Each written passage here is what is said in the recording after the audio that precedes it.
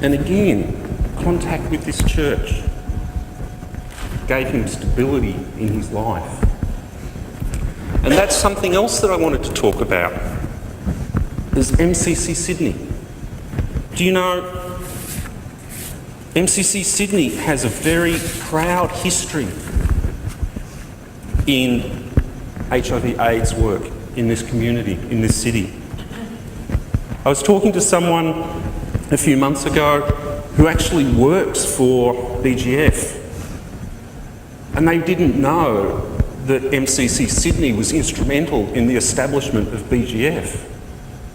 MCC members were amongst that group of people, those friends, who came together to nurse Bobby Goldsmith, the first person known to have died of HIV/AIDS in Sydney, nursed him through ill health to death. And as a result of that, that group of people, including MCC members, was instrumental in setting up BGF and went on to set up Community Support Network and Encali. MCC people were involved in that. It was, all of those groups were in their beginning offshoots of MCC Sydney. So the church has got something to be really proud of in its history. And you know, we've raised a lot of money to help people living with AIDS. We've had our second-hand stores, raised a lot of money, and given a lot of self-esteem to people living with HIV/AIDS. Because who staffed those shops? PLWHAs. Not well enough to work full-time, but well enough to go in half a day a week, maybe 2 half days a week. Self-esteem, a purpose in life, not just sitting around waiting to die. I think it's rather poignant that our Out of the Closet Emporium has just closed in the last week. And I think that's a challenge to us as a church in the future. What do we do to help our community? And I say that because HIV/AIDS is still in our community. Okay, it's still in Sydney and it's still in this church. And you're looking at HIV/AIDS in this church. I'm a person with AIDS. I'm not just HIV positive, I'm a person with AIDS. Let me share with you my story. This month is the 20th anniversary of my testing for HIV. I was amongst the first group of people to take the test when it was available in Australia. And my very first test came back positive.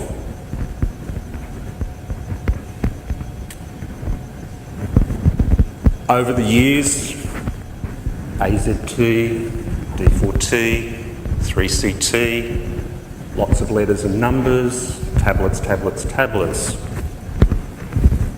But then, in 1993, tablets not working real well, starting to get sick. I'd had an 18-year career with the Reserve Bank of Australia. I was at middle management level, the type of job where you have to give 110%. Some days I was lucky to give 50%. And eventually, one visit to my doctor, who I'd been seeing for many years, and he said, "Peter, have you thought about retiring on ill health? Maybe it's that time." So I thought about it for a little while, and I went back and saw him and I said, "Yep, let's do it." So he wrote the letter and he gave it to me. And I said, "Andrew, I've been a patient of yours for a long time. What do you think?" And he said, "Peter, how old are you?" 37, I replied. He said, "Don't count on celebrating your 40th birthday. Go and have some fun." Well, can I tell you, working for the federal government has the best superannuation funds available. I, after 18 years, walked out of there with a suitcase full of money. $250,000. And I said to my partner Carlos, look at this. What are we going to do? I said, tell me, what is the one thing that you want more than anything else in the world? Right now, what can we do? And he said to me, I want to grow old with you. I want to die with you. I said, well, $250,000 is not going to achieve that. So let's think within that parameter. $250,000, what do you want to do? So he says, I want to go to university. I want to study. Okay. I said, me? What do I want to do? I love to travel. Always have. So, in 1994, we took off. Carlos quit his job. 6 months, first class, round the world. We left the weekend after Mardi Gras of 1994. Thailand, Egypt, Israel, Greece, Europe, Russia, Ireland, Britain, United States, Canada, Mexico, finishing with 6 weeks at my partner's parents' place on Maui. And we arrived home the weekend before Sleazeball. Timed it perfectly. So, the following year, Carlos enrolled in his Bachelor's of Social Work at university, and the months rolled on. I started to get really, really bored waiting to die. You know? So I thought, okay, what am I going to do with myself? This is ridiculous, sitting at home playing computer games, and it was awful, watching daytime TV. So I approached the church and I volunteered in the church office 3 days a week, part-time, just to fill in.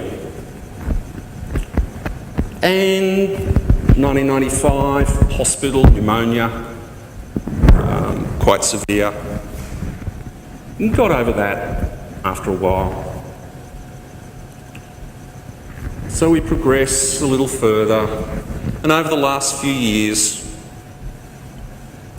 different medications, and always it just seems that there's a new medication comes out just as the last ones have failed, which has been really good. Up until a couple of months ago, I was taking up to 32 tablets a day, 5 different HIV drugs. I forget how many different drugs to counteract the side effects of the HIV drugs. For example, diarrhoea, a very, very common side effect with almost all of the drugs. For some reason, my cholesterol shot up. So now I take cholesterol medication. Mouth and throat ulcers. Now I take a medication for that. Then there's the preventative treatments. I take Bactrim to prevent pneumonia. I take Zavrax for the mouth and throat ulcers. I take erythromycin for the MAC, which can cause blindness and dementia. But there's no guarantees that all of these work 100% of the time. So that's where I am about now. My last T-cell count, 48. By comparison, a healthy male between 600 and 1,000.